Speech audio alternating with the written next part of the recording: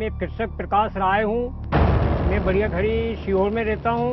मेरी 4 लड़की 1 लड़का है। मैं 35 एकड़ खेती करता हूँ। मैं खेती करने के बाद भी बहुत दुखी हूँ, क्योंकि मेरे पास 35 एकड़ ज़मीन है। 35 एकड़ ज़मीन के साथ साथ मेरे 4 लड़की 1 लड़का है। लड़का भी मेरी मदद करता है। इसके बाद भी है ना, लागत निकलना मुश्किल होती है, क्योंकि बीज महंगा मिलता है, दवाइयाँ महंगी मिलती है, खाद महंगा मिलता है और फसल के भाव उतने मिलते नहीं। 35 एकड़ की खेती के मालिक हैं प्रकाश राय। फिर भी 6 लाख रुपए का कर्ज है। परिवार में 9 लोगों की सीधी जिम्मेदारी है। 2 साल सूखे ने मारा, पिछले साल ओले ने। सीहोर का शरबती गेहूं दुनिया खाती है, परिवार भूखा रहता है। जी, मैं गेहूं भी लगाता हूं, मैं चने भी लगाता हूं और मैं सोयाबीन भी लगाता हूं। सोयाबीन में ये हाल हो गया साहब के ना, जो गवर्नमेंट के रेट है उससे भी कम मतलब मंडी में बिक रहा है, और किसान आत्महत्या इसलिए कर रहा है कि उसकी लागत नहीं निकलती है। वो उस समय है ना, लागत लगाने के लिए बैंक से कर्ज ले लेता है, और बैंक से कर्ज लेने के बाद जब लागत ही नहीं निकलती तो वो कर्ज कहाँ से लौटाए, और वो कर्ज नहीं लौटा पाता है तो वो आत्महत्या करने के लिए मजबूर हो जाता है। फसल मंडी के लिए तैयार होती है तो भाव कम हो जाते हैं, इसलिए है ना, परेशानी के कर्ज भी नहीं पड़ रहा है, और मैं अब खेती करना नहीं चाहता।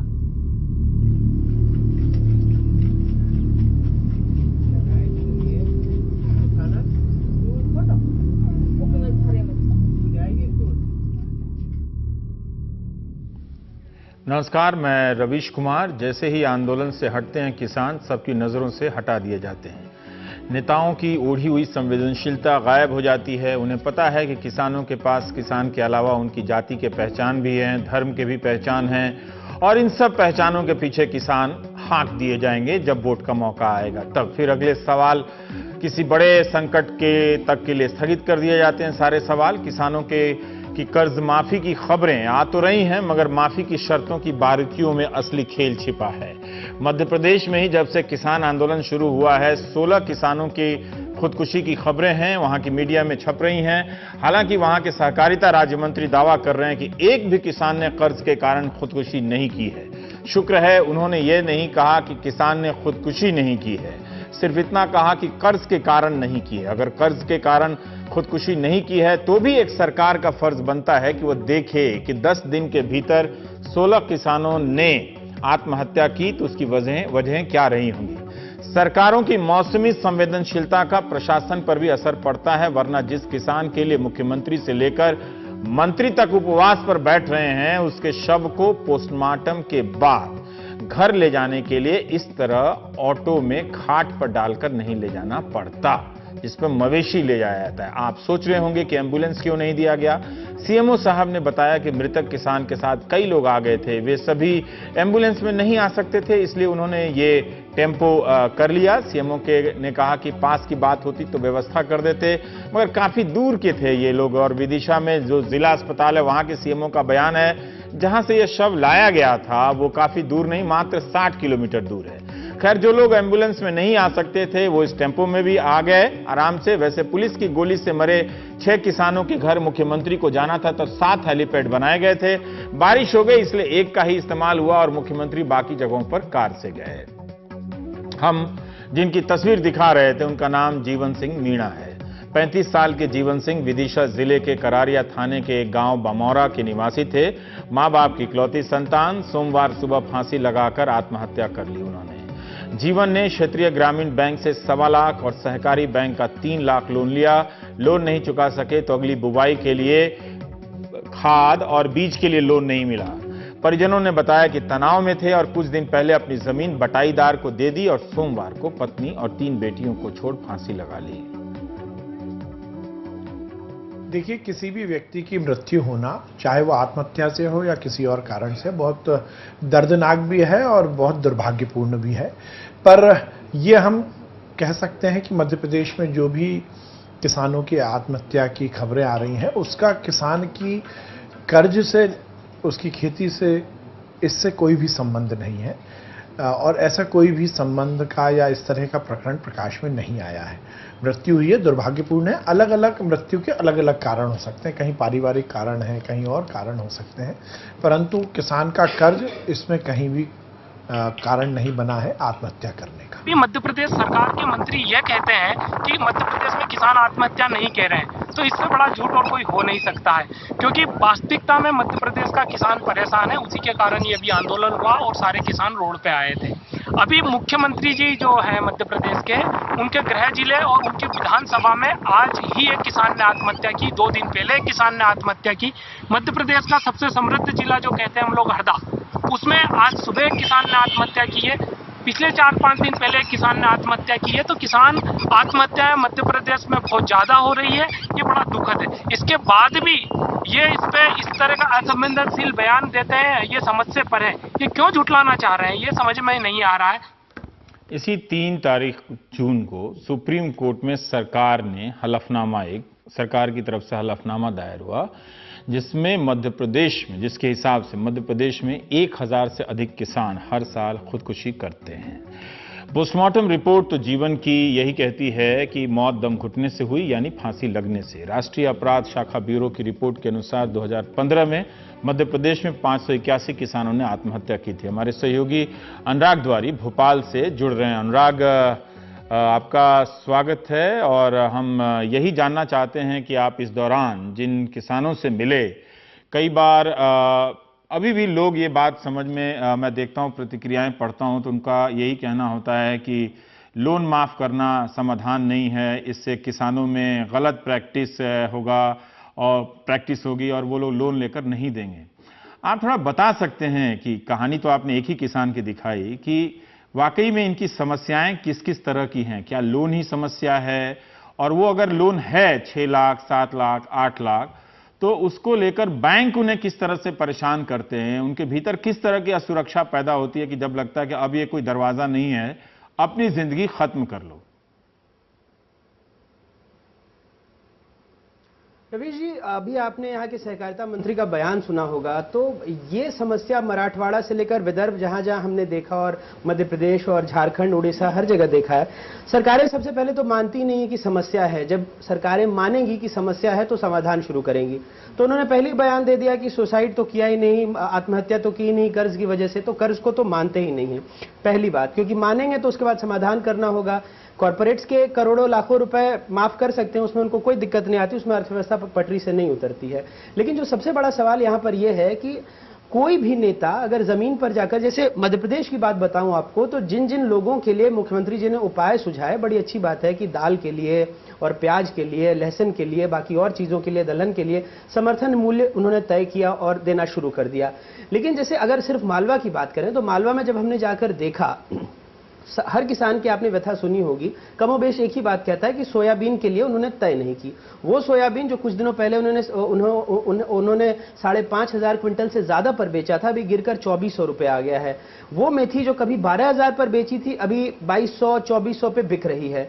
तो ये जो तमाम ऐसी समस्याएं हैं, फिर जैसे मालवा में अफीम का बड़े पैमाने पर उत्पादन होता है, उसका जो फूल सुखा करके अगर आप देखें तो देश के पूर्वी भाग में पोस्ता दाना बनाया जाता है, और कंट्रोल्ड एनवायरनमेंट में अगर देखें तो दवाओं के लिए उससे अफीम बनाई जाती है।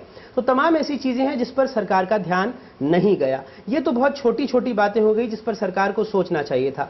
यकीनन अगर आप विशेषज्ञों से बात करें तो वो जरूर कहेंगे कि कर्ज माफी कोई बड़ा समाधान नहीं है। इसमें कहीं ना कहीं एक सच्चाई भी है, क्योंकि आप क्या करते हैं, बैंकों को पैसा दे देते हैं और बैंक का एनपीए जो है वो कम हो जाता है, किसान के खाते में कुछ नहीं आता। लेकिन कम से कम उस पर एक जो मानसिक दबाव कर्जे का रहता है, कहीं ना कहीं वो कम हो जाता है। दूसरी जो बड़ी बात है कि क्या किसान सिर्फ बैंकों से, राष्ट्रीयकृत बैंकों से या सहकारी बैंक से कर्ज लेता है? नहीं। उसके जीवन मरण के लिए, घर में शादी ब्याह के लिए उसे जो स्थानीय साहूकार हैं, जो बड़ी बड़ी ब्याज दरों पर पैसे देते हैं, और जो वहां के स्थानीय जिनके ऊपर गुंडे बदमाश उनके रहते हैं या वो धमका सकते हैं, ऐसे लोग होते हैं। किसान उससे ज्यादा दबाव में आता है। सरकारें उसके खिलाफ कुछ नहीं करती, क्योंकि हमने बड़े बड़े प्रदेशों में देखा है कि ज्यादातर जो सियासी दल हैं उनके लोगों को इन लोगों का समर्थन प्राप्त है। तो इनके खिलाफ न तो शिकायतें लिखी जाती हैं, इन साहूकारों के खिलाफ न कोई बड़ी कार्रवाई होती है। जी अनुराग, ये जो आप साहूकारों की बात कह रहे हैं, आप कह रहे हैं कि किसान जितना औपचारिक रास्ते से, तरीके से कर्ज नहीं लेता, उससे कहीं ज्यादा इन साहूकारों से लेता है। और ये साहूकार राजनीतिक दल के समर्थन के लोग होते हैं, मतलब ताकतवर लोग होते हैं। बिल्कुल। बिल्कुल रवीश जी, मैं यही कह रहा था कि सरकारें सिर्फ ये सोचती हैं कि वो औपचारिक तौर पर कोई सहकारी संस्था हो या बैंक हो, इनसे सिर्फ कर्जे लेती है। ऐसा नहीं है। कई जगहों पर हमने देखा है, चाहे वो महाराष्ट्र, मध्य प्रदेश, झारखंड, बिहार, उड़ीसा, आप कहीं पर भी चले जाइए, ये जो बड़े बड़े राष्ट्रीयकृत बैंक हैं या सहकारी बैंक हैं, ये एक निश्चित मात्रा में निश्चित अवधि के लिए कर्ज देते हैं। लेकिन जो इन्हें छोटी छोटी जरूरतों के लिए जो कर्जा लेना पड़ता है, कई बार साहूकारों से लेना पड़ता है, जो स्थानीय ताकतवर लोग हैं वो देते हैं। इनकी जो ब्याज दरें हैं वो 20-25% होती हैं। कल ही जो सीहोर की कहानी हमने दिखाई थी आपको, वहां पर, और जैसे आज जो कहानी जिसके बारे में हम मीणा साहब के बारे में बता रहे थे, उनके पास 10 बीघा ही जमीन थी।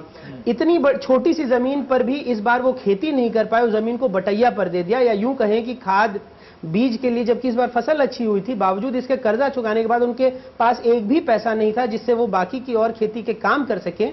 उनके घर में 3 बेटियां थीं और इसके 5 लोगों का परिवार था, और इसको चलाने के लिए खेत को बटैया पर दे दिया ताकि कम से कम उन्हें खाने के लिए तो पैसे मिलें। तो सरकारें इतने नीचे के स्तर पर जाती नहीं हैं, अगर जाती हैं, जानती हैं, तो उस पर कुछ करना नहीं चाहती, सिर्फ बड़ी बड़ी बातें ये कह लेती हैं कि किसान पर कर्ज नहीं है, कर्ज की वजह से कोई खुदकुशी नहीं कर रहा है। मुंबई, भोपाल, पटना, कलकत्ता, दिल्ली में बैठकर ऐसी बातें करना ठीक है, लेकिन जब आप स्थानीय स्तर पर जाते हैं और लोगों से बात करते हैं तो लगता है कि वास्तविकता में जो खुद को किसान पुत्र कहते हैं, किसानों का सच्चा हितैषी कहते हैं, वो इस जमीनी हकीकत से कितने दूर हैं। जो किसान आत्महत्या नहीं करते लेकिन जिन पर कर्ज का बोझ ज्यादा है, वो किस तरह से अपनी जिंदगी को मैनेज करते हैं अनुराग?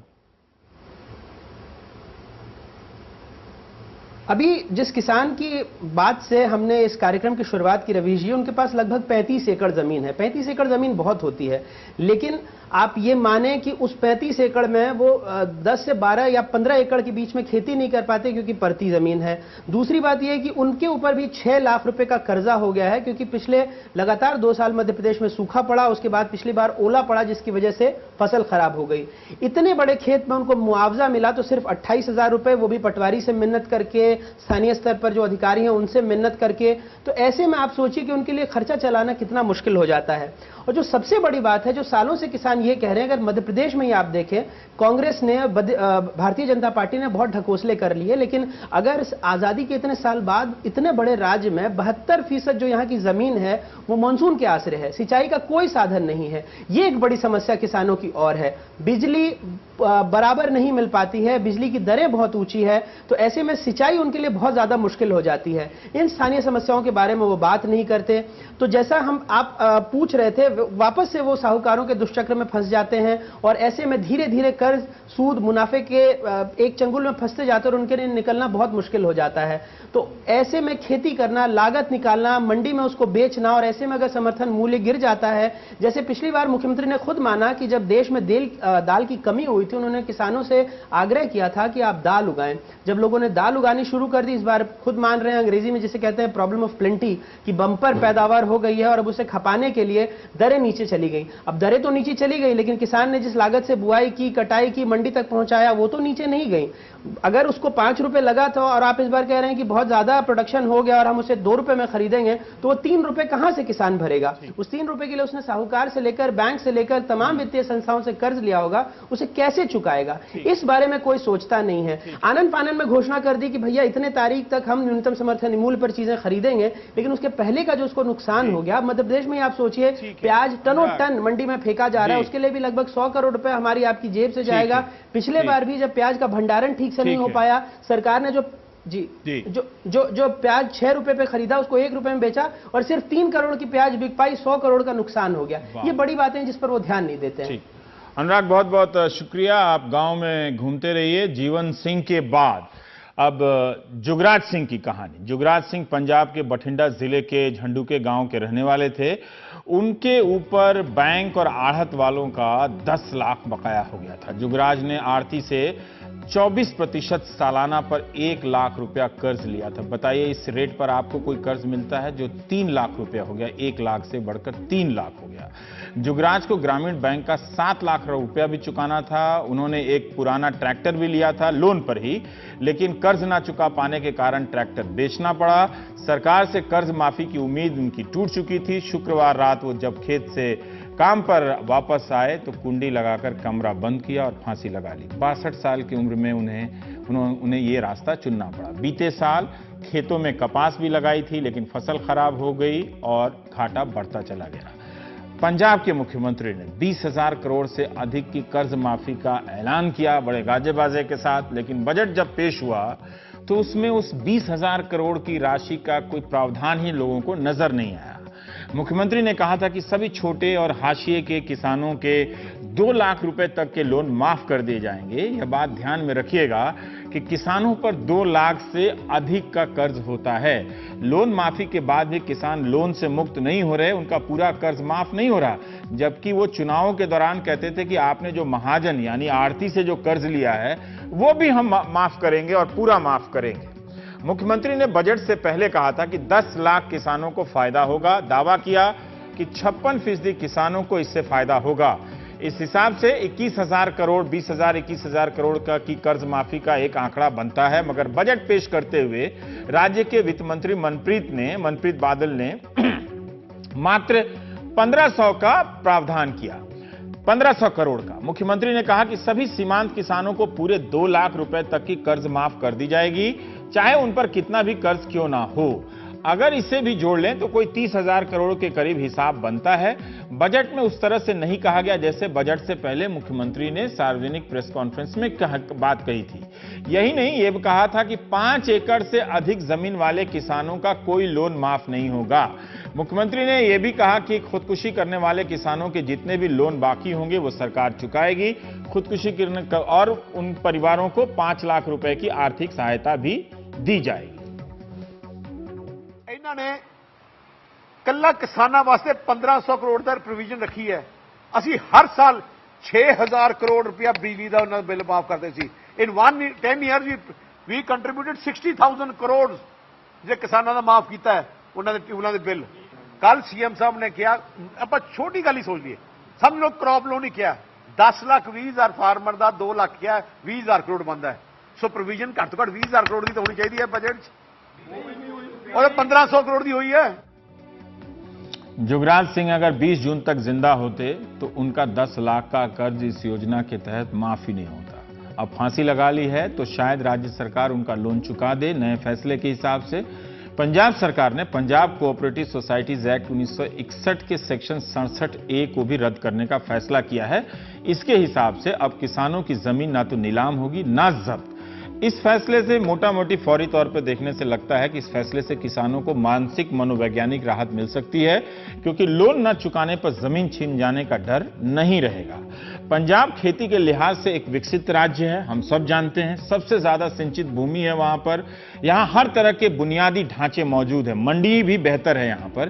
इसके बाद भी यहां के करीब 86% किसान कर्ज से दबे हैं। जितनी आत्महत्याएं हो रही हैं उनमें से 90% में ये लोन ही कारण है। हमारे सहयोगी निखिल की रिपोर्ट है कि पंजाब के 32.26% किसान गरीबी रेखा से नीचे रहते हैं, यानी पंजाब का हर तीसरा किसान गरीबी रेखा से नीचे है, महीने में 2,500 से भी कम कमाता है। पंजाब के किसान परिवार पर औसतन 5.5 लाख से ज्यादा कर्ज है। पंजाब यूनिवर्सिटी की एक रिपोर्ट में यह जानकारी सामने आई है।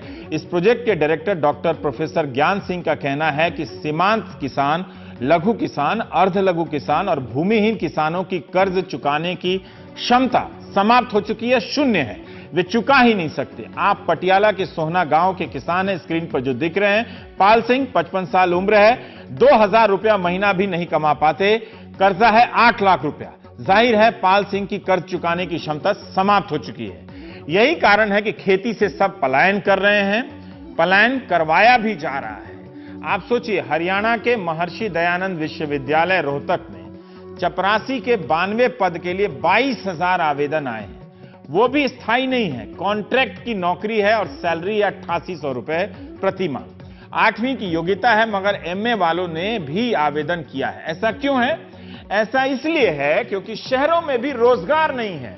शहरी अर्थशास्त्री रोज ज्ञान दे रहे हैं कि लोगों को खेती से हटाइए, क्योंकि शहरों में उन्हें भेजना पड़ेगा। वो इसलिए कि खेती 70%, 60% लोगों को रोजगार या उनका पेट नहीं पाल सकती है, तो शहर में उनको ठेलिए। लेकिन शहर में नौकरी नहीं है, रोजगार अगर चप्पे चप्पे पे मौजूद है नहीं तो उन्हें कहां ठेल रहे हैं? अंधेरे में, स्लम में, झुग्गियों में।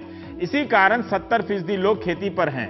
इसे ऐसे भी आप देख सकते थे, मगर हम बात बनाने में उस्ताद हो चुके हैं। हरियाणा में न्यूनतम मजदूरी की 2 दरें हैं, 318 रुपए और 406। इन दोनों के हिसाब से भी देखिए कि चपरासी को जो न्यूनतम मजदूरी से भी कम वेतन का विज्ञापन निकला है, वो भी विश्वविद्यालय में। तो आप सोचिए कि न्यूनतम मजदूरी का भी क्या हाल है और रोजगार का भी क्या। गनीमत है कि इस देश में रोजगार मुद्दा नहीं है और नेताओं के पास धार्मिक और जातीय मुद्दे हैं। शुक्र मनाइए इन 2 मुद्दों का, जिससे आदमी का पेट भर जाता है। अब आते हैं महाराष्ट्र की ओर। सोमवार रात महाराष्ट्र सरकार के मंत्रियों के समूह और किसान नेताओं के बीच बातचीत हुई कि कर्ज माफी की शर्तें क्या होंगी। किसान नेताओं का कहना है कि इस बातचीत का नतीजा नहीं निकला। उनका आरोप है कि सरकार वादे से मुकर रही है। राज्य सरकार ने अपने प्रस्ताव में कहा है कि राज्य में 2013 से 16 के बीच सूखा रहा, इसलिए 30 जून 2016 तक जो भी कर्ज लिया गया उसमें से सिर्फ 1 लाख रुपया माफ किया जाएगा। हो सकता है किसी किसान के ऊपर 5 लाख कर्ज हो, आढ़ती का मिला ले तो 10 लाख कर्ज हो, लेकिन सरकार 1 लाख माफ करेगी। जिन किसानों के पास कार है, इनकम टैक्स भरते हैं, जिनके परिवार में कोई सरकारी कर्मचारी है जो 20,000 रुपया कमाता है, उनका कर्ज माफ नहीं होगा। बताइए, 2 भाई हैं, भाई अगर घर की मदद ना करता हो तो उस चक्कर में तो किसान मारा गया। किसान नेता जिस गेस्ट हाउस में बात कर रहे थे वहीं पर नारेबाजी करने लगे और प्रस्ताव की प्रतियां जलाने लगे। तो नियमित कर्जा जिन्होंने भरा उसके लिए भी एक अलग पैकेज सरकार डिक्लेयर करेगी। 1 लाख से ज्यादा वाले कर्जदार जो है उनको भी कुछ लाभ मिलना चाहिए, ऐसा संगठन ने कहा। उसके बारे में उनको प्रपोजल देने के लिए कहा है। 10,000 रुपये का जो टेम्पररी लोन दिया है, एडवांस लोन कहेंगे, उसके बारे में जो निकष थे, उस निकष के बारे में संगठनों के नेताओं की कुछ आपत्ति थी। उस पर काफी चर्चा हुई और थोड़े करेक्शंस करने का हमने सोचा है। आपने देखा कि महाराष्ट्र और पंजाब ने कर्ज माफी का ऐलान तो कर दिया, मगर इतनी शर्तें लगा दी हैं कि इस माफी का कोई खास मतलब नहीं रह जाता। जाहिर है नेता चुनाव में कुछ कहते हैं और चुनाव के बाद कुछ और करते हैं। इस साल 18 मई के टाइम्स ऑफ इंडिया में प्रियंका काकोदकर की एक रिपोर्ट छपी है, जिसके अनुसार महाराष्ट्र में जनवरी से लेकर अप्रैल तक इसी साल 852 किसानों ने आत्महत्या की है। 852। हर दिन 7 किसानों ने आत्महत्या की है। 409 आत्महत्याएं अकेले विदर्भ इलाके में हुई हैं। 2016 में इसी दौरान 1023 किसानों ने आत्महत्या की थी। 4 महीने में 852 किसान आत्महत्या कर लेते हैं और ऐसी खबरें किसी को विचलित नहीं करती हैं। क्यों? क्योंकि धर्म और जात का मुद्दा बड़ा काम का मुद्दा है। नेता बनिएगा तो इसमें पीएचडी करके रखिए, बाकी सबको आप बरगला ले जाएंगे। 3 मई 2017 को सुप्रीम कोर्ट ने केंद्र सरकार ने हलफनामा दिया है। 3 मई को, मैंने 3 जून बोल दिया था, लेकिन 3 मई को दिया है कि काफी कोशिशों के बाद भी कृषि के क्षेत्र में 2013 से हर साल औसतन 12,000 से ज्यादा किसानों ने आत्महत्या की है। अगर किसानों के पास जात और धर्म का मसला नहीं होता तो आज वो अपने इस मसले को लेकर टीवी स्टूडियो तक पहुंच गए होते, लेकिन 12,000 किसानों ने आत्महत्या की है हर साल। मध्य प्रदेश में भी 1290 किसानों ने आत्महत्या की है हर साल 2013 से। मंगलवार के इंडियन एक्सप्रेस में अजय वीर जाखड़ ने लिखा है कि 2015 में किसानों की आत्महत्या में 42% का इजाफा हुआ। यही नहीं, जमीन पुरुष किसान के नाम होती है, मगर महिला किसानों की आत्महत्या इन आंकड़ों में शामिल नहीं है। महिला किसानों की हालात पर तो चर्चा भी नहीं होती कि पुरुष किसान की आत्महत्या के बाद उन पर क्या गुजरती है, वो फिर बैंकों से किस तरह से सामना करती हैं, क्या जमीन बेचती हैं और कैसे पीछे का जो कर्ज है वो चुकाती हैं। इस भयावह तस्वीर ना तो मैं जानता हूं ना आप जानते हैं। किसी ने मुझे ईमेल लिखकर सचेत किया था पुणे से कि आपकी सारी रिपोर्टिंग में एक भयंकर कमी है, और मैं स्वीकार करता हूं। लेकिन आप भी सोचिए कि एक किसान के आत्महत्या के बाद जीवन सिंह या जुगराज सिंह की पत्नी किस तरह से बैंक से सामना करेगी और कैसे वो कर चुकाएगी, क्या वो इतनी सक्षम है। 4 अप्रैल 2017 को हिंदुस्तान टाइम्स में देवेंद्र शर्मा ने एक लेख लिखा है। इसमें उन्होंने संसद की लोक लेखा समिति का हवाला देते हुए कहा कि पब्लिक सेक्टर बैंक का एनपीए 6,80,000 करोड़ का है। ये डिफॉल्ट हो जाते हैं जो लोग लोन नहीं देते हैं। इसमें 70% डिफॉल्टर उद्योगपति हैं, मात्र 1% किसान है। अब आप सोचिए, 4 लाख के कर्जे वाला किसान इस देश में आत्महत्या करता है और उसे अर्थशास्त्री लेक्चर देते हैं कि खेती छोड़ के शहर में जाए, चपरासी की नौकरी के लिए आवेदन करे। वो ये नहीं सोचते कि किसान होकर वो किस तरह से सामाजिक प्रतिष्ठा भी उसके साथ है। और यहां 50-50 हजार करोड़ का डिफॉल्टर उद्योगपति बैंक अधिकारियों के साथ मीटिंग कर रहा है रीस्ट्रक्चरिंग करने के लिए। किसान को बैंक से कितना वक्त मिलता है और एक उद्योगपति को कितना वक्त मिलता है लोन चुकाने के लिए डिफॉल्टर हो जाने के बाद, इसी का एक हिसाब निकालना चाहिए। शायद हम उतने सक्षम नहीं हैं बैंकिंग रिपोर्टिंग के मामले में भी, मगर किसानों की एकमात्र समस्या लोन नहीं है। अगले सेगमेंट में बताएंगे मध्य प्रदेश के ही आगर मालवा से एक लंबी रिपोर्ट के बारे में, इंतजार कीजिएगा।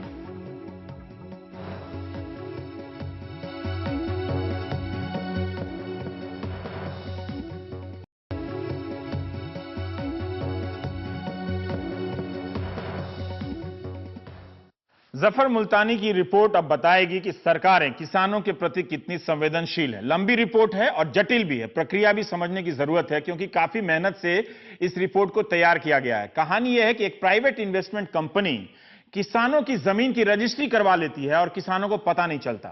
जस्टिस लोढ़ा की कमेटी अपनी जांच में किसानों की व्यथा सही पाती है, सरकार से कहती है कि किसानों को जमीन का हक दिलाया जाए, यानी उनकी रजिस्ट्री वापस हो। ये 2 नहीं 4 नहीं बल्कि मध्य प्रदेश के सैकड़ों किसानों के साथ ये कहानी घटी है। जमीन नहीं मिली, नतीजा उस जमीन पर खेती के लिए बैंक अब लोन नहीं देते। सोचिए, इस देश में कोई कंपनी किसानों की 36,000 बीघा जमीन, वो एक इलाके की बात कर रहे हैं 2 जिलों की, अपने नाम कर लेती है और उनकी रजिस्ट्री करा लेती है, किसी को कोई फर्क नहीं पड़ता है।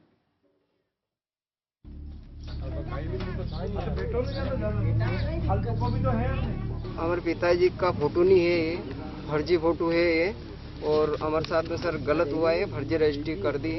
जो आज से 2012 में मर चुके उन किसानों की रजिस्ट्रियां 2014 में दिखा रहे। प्रशासक हमारा कोई साथ नहीं दे रहा है, ना शासन सुन रहा है अभी तक। इतना भ्रष्टाचार कब तक सहन करेंगे हम। मॉनसून सिर पर है, फिर भी ये किसान परेशान हैं। आगर मालवा जिले के मोयाखेड़ा गांव में हरिनारायण यादव अपनी पत्नी के साथ खेतों को फसल के लिए तैयार कर रहे हैं, लेकिन एक चिंता उनको खाए जा रही है। खेती के लिए खाद, बीज और दवाओं का इंतजाम कैसे होगा। उनकी करीब 50 बीघा जमीन पीएसीएल कंपनी के नाम बंधक जो दर्ज हो गई है।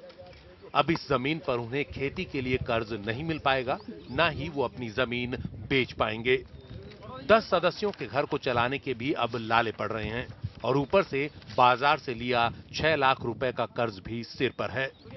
सबसे हैरानी वाली बात यह है कि उनकी जमीन कब पीएसीएल के नाम दर्ज हो गई, ये खुद उन्हें भी नहीं पता। पैतृक संपत्ति है, जबकि हमने कोई रजिस्ट्री नहीं कराई। अब सारे दुनिया भर के टेंशन लेके इधर उधर घूमते रहते हैं। अब खेती करें कि आगे जाएं कि काम क्या क्या करें, मतलब सारे किसान बिल्कुल अंधे होके मतलब घूम रहे। हरिनारायण के पड़ोसी 50 साल के ओंकार लाल की भी यही कहानी है। उनके परिवार की 200 बीघा जमीन न जाने कब पीएसीएल के नाम हो गई। ऊपर से 8 लाख रुपए का कर्ज है और घर चलाना भारी पड़ रहा है। खेती के लिए कर्ज भी नहीं मिलेगा। ऐसी स्थिति में कहाँ जाए, बच्चे, लेडीज, सारा गांव, हमारा पूरा परिवार भयंकर परेशानी में पड़ा हुआ है। अब क्या करें, समस्या का ऐसा समाधान सरकार करेगी तो होएगा, नहीं तो हम तो बिल्कुल नी के नाम होके बैठे हैं।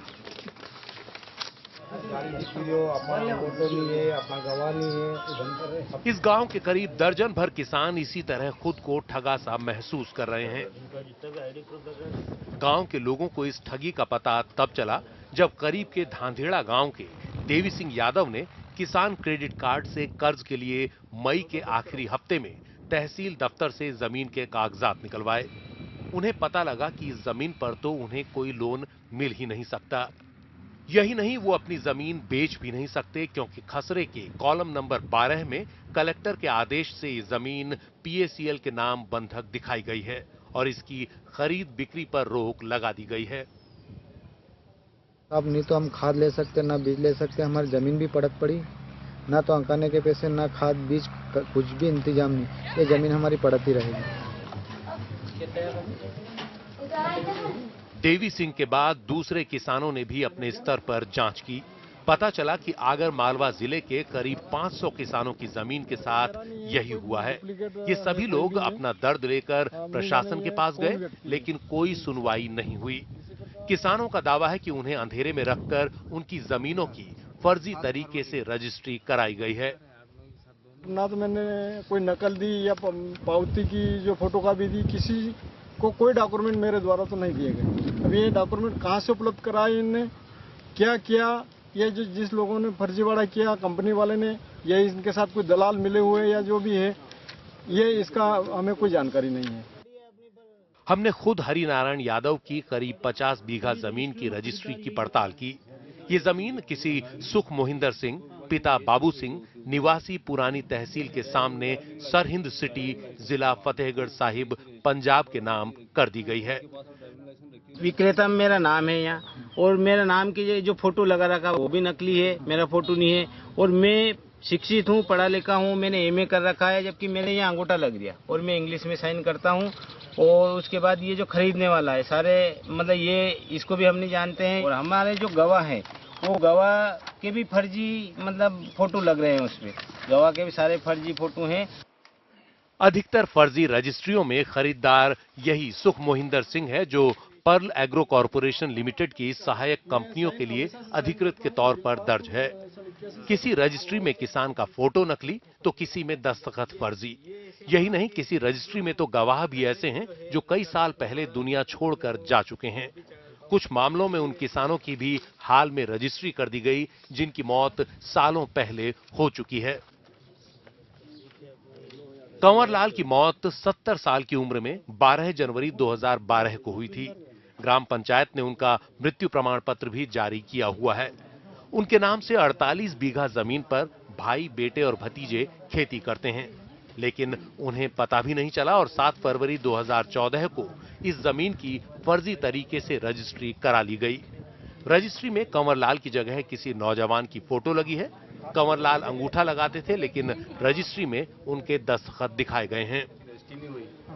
आगर मालवा जिले के सभी पीड़ित किसानों की जमीन की फर्जी रजिस्ट्री 2013 और 2014 में हुई, वो भी स्थानीय रजिस्ट्रार के दफ्तर में नहीं बल्कि 55 किलोमीटर दूर शाजापुर के रजिस्ट्रार ऑफिस में।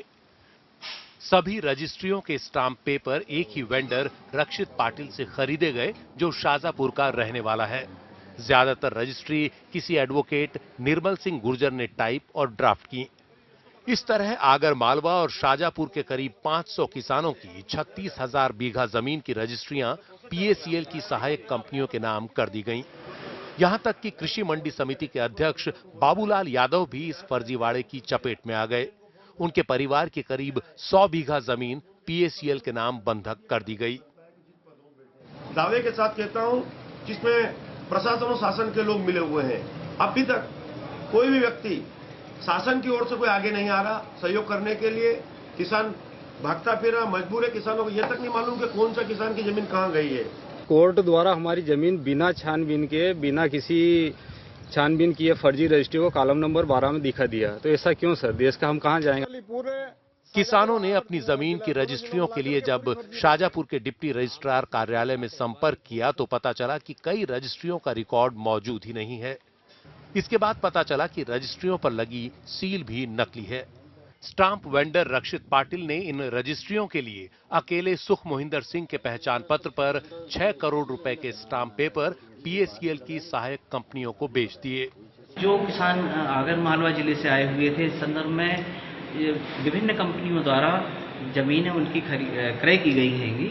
तत्संबंध में हमारे विभाग प्रमुख माननीय महानिरीक्षक पंजीयन कार्यालय से हमें जो पत्र प्राप्त हुआ है, उसमें विभिन्न दस्तावेजों का सत्यापन हमसे मांगा गया है। हम इस सत्यापन को, चूंकि मामला किसानों से जुड़ा हुआ है, इसलिए हम इस सत्यापन को यथाशीघ्र पंजीयक कार्यालय, जिला पंजीयक के कार्यालय के समस्त स्टाफ को लेकर कर रहे हैं और यथाशीघ्र इसको जारी कर देंगे। अब सवाल यह है कि इतने किसानों की जमीन कैसे पीएसीएल के नाम बंधक हो गई और उसकी खरीद बिक्री पर रोक कैसे लग गई। इसके लिए पीएसीएल के घोटाले और सुप्रीम कोर्ट के एक आदेश को समझना होगा। पर्ल एग्रो कॉरपोरेशन लिमिटेड नाम की यह कंपनी 1996 में बनी। देश भर में हजारों निवेशकों से उसने ये कहकर पैसा लिया कि वो जमीन में निवेश कर इस पैसे पर काफी मुनाफा लौटाएगी। लाखों लोगों ने अपना पैसा लगा दिया, लेकिन उन्हें ना अपनी रकम मिली, ना ही मुनाफा। केरल के 11 जिलों के करीब 48,000 निवेशकों ने शिकायतें दर्ज कराईं, जिसकी जांच सीबीआई को सौंपी गई। जांच में पता चला कि कई राज्यों में लाखों लोगों के साथ धोखाधड़ी कर पीएसीएल ने करीब 49,000 करोड़ रुपए जुटाए। इस सिलसिले में 8 जनवरी 2016 को पीएसीएल के संस्थापक निर्मल सिंह भंगू समेत 4 निदेशकों को गिरफ्तार कर लिया गया। सीबीआई के छापों में मिले दस्तावेज securities and exchange board of India को सौंपे गए। दस्तावेजों से पता चला कि 20 राज्यों के 192 जिलों में पीएसीएल ने अपनी संपत्ति दिखाई है। इनमें मध्य प्रदेश के 31 जिले भी शामिल हैं। सेबी ने निवेशकों का पैसा लौटाने के लिए सुप्रीम कोर्ट का दरवाजा खटखटाया।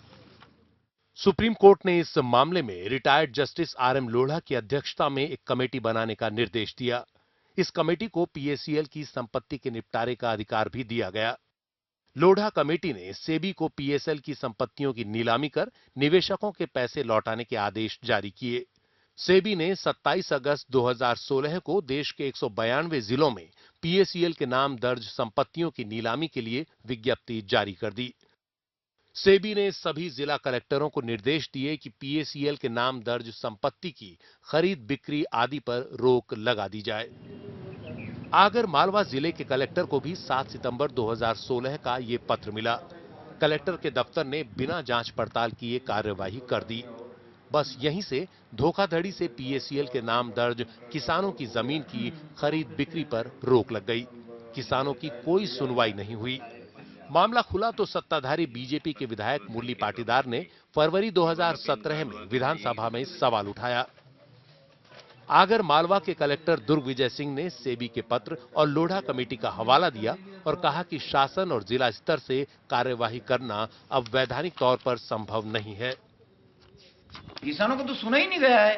जिसकी जमीन आप दूसरे के नाम से कर रहे हैं उसको सुना ही नहीं है। कंपनी हो या सुप्रीम कोर्ट हो कोई भी हो, उसके अगर वो कोई कार्रवाई कर रही है तो जो इसकी जमीन को आप दूसरे के नाम से कर रहे हैं, बंधक बना रहे हैं, उसका पक्ष आपने कहाँ सुना? क्योंकि ये प्रकरण माननीय उच्चतम न्यायालय में विचाराधीन है, तो माननीय न्यायालय के निर्णय के पश्चात ही आगे कोई कार्रवाई की जा सकेगी। प्रशासन की अब चाहे जो दलील हो, लेकिन किसान उसकी लापरवाही और सिस्टम के भ्रष्टाचार का शिकार तो बन ही गए हैं। अब कब तक उन्हें इसका खमियाजा भुगतना पड़ेगा, ये इसी सिस्टम को तय करना है।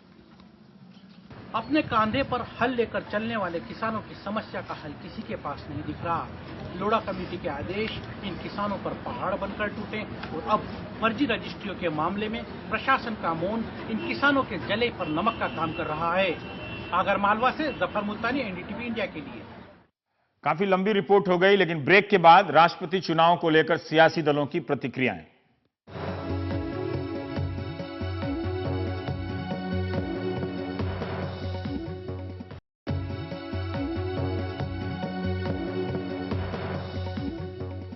कल अमित जी ने स्वयं फोन करके मुझे कहा कि उद्धव जी, रामनाथ जी का नाम हम सारे लोगों ने तय किया है, इंडिया के सारे घटक हमारे साथ है। और जैसे मैंने कल कहा कि आज हम मीटिंग लेने जा रहे हैं, हमने अभी हमारे नेताओं की मीटिंग ली और आज शिवसेना ने फैसला किया है कि रामनाथ जी का हम समर्थन करेंगे। पूरे जितने हमारे सारे वोट है वो हम रामनाथ जी को देंगे। सब लोग हम जब बैठेंगे 22 तारीख को, सभी विपक्षी दलों के नेता श्रीमती सोनिया गांधी की अध्यक्षता में, तो उस वक्त जिसको अपोज करना होगा अपोज करेगा, सपोर्ट करना होगा सपोर्ट करना करेगा, या जो भी अगर कोई दूसरा व्यक्ति चुनना होगा उस पर आम सहमति बनाने का प्रयास करेगा। देश के कई प्रमुख पार्टियां और क्षेत्रीय पार्टियां माननीय रामनाथ जी के समर्थन में खड़ी हो रही हैं। हमें उम्मीद है कि यह प्रक्रिया आगे बढ़ेगी। अगर सर्वानुमति से चुनाव होता है तो देश के लिए बहुत ही अच्छा एक संकेत जाएगा। 22 तारीख को राष्ट्रपति के उम्मीदवार के संबंध में चयन करने नहीं चयन करने के मामले में 22 पार्टी की बैठक है और उस बैठक में जो निर्णय होगा हम लोग एक राय से लेंगे। रामनाथ कोविंद जी का व्यवहार और जो उनका गरिमापूर्ण आचरण है वो बहुत ही प्रसिद्धि का कारण है बिहार के अंदर। एक दिन भी उन्होंने गवर्नर हाउस को राजनीति का अखाड़ा नहीं बनने दिया। वहां से संघ समर्थक या भाजपा समर्थक गतिविधियां संचालित नहीं हुई हैं जैसी अन्य राज्यों में होती हैं। इसलिए नीतीश जी ने कल उनको एक अच्छा उम्मीदवार या उनकी उम्मीदवारी पर प्रसन्नता जाहिर की है, लेकिन अंतिम फैसला हमारी पार्टी की आजकल में जो होने वाली बैठक है उसमें तय किया जाएगा। वैसे हम विपक्षी एकता के साथ हैं, ये स्पष्ट रूप से कोई दलित समुदाय के लिए कोई उनके दिल में कोई बहुत ऊंचा स्थान है, ऐसी बात नहीं है, या कोई दलितों से हमदर्दी है भारतीय जनता पार्टी को।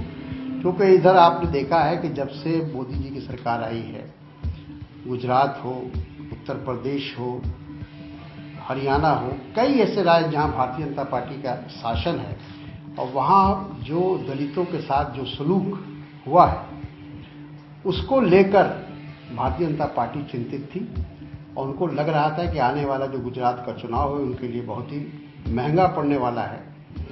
इसलिए ये एक राजनीतिक फैसला है। सबका निर्णय हो जाने दीजिए, फिर आम आदमी पार्टी का राष्ट्रीय नेतृत्व बैठ के हम लोग इसके बारे में फैसला लेंगे और आपको बेहतरीन गवर्नर हैं और हमें खुशी है, और धरती के लाल हैं, धरती के गवर्नर, वहीं से गवर्नर थे और आज राष्ट्रपति पद पर जा रहे हैं, तो बिहार के लिए सौभाग्य की बात है। और नीतीश कुमार जी को, लालू जी को, सबको सपोर्ट करना है। भारतीय जनता पार्टी ने आदरणीय श्री रामनाथ कोविंद जी को राष्ट्रपति पद का उम्मीदवार बनाया है, और ये उनका फैसला है। जहां तक कांग्रेस पार्टी और संयुक्त विपक्ष का सवाल है, वो अपना निर्णय 22 तारीख की बैठक करने के बाद देंगे। कौन से नाम पे चर्चा की? कोई भी नाम तो था ही नहीं। अगर आपने कोई नाम ही नहीं बताया तो चर्चा कैसे हो सकती? आप 3 नाम बताते, 5 नाम बताते कि भाई हमारे नजर में हम इसमें से शॉर्टलिस्ट कर रहे हैं, तब भी कुछ बात बनती। आपने कोई नाम नहीं बताया और आप कहते हो आपने चर्चा की एक लोकतांत्रिक तरीके से। ये लोगों को बेवकूफ बनाने वाली बात है। रामनाथ कोविंद जी को बीजेपी ने, एनडीए ने अपना प्रत्याशी बना करके, मैं नहीं मानता कि कोई दलित कार्ड खेला है। मैं कहूंगा यह एक न्यायोचित, एक बहुत गंभीरता और प्रामाणिकता के साथ ऐसा पाशा फेंका है बीजेपी ने, आदरणीय मोदी जी और अमित शाह जी ने। शायद मुझे लगता है अब दूसरे दलों के पास कुछ कहने के लिए बचा नहीं है।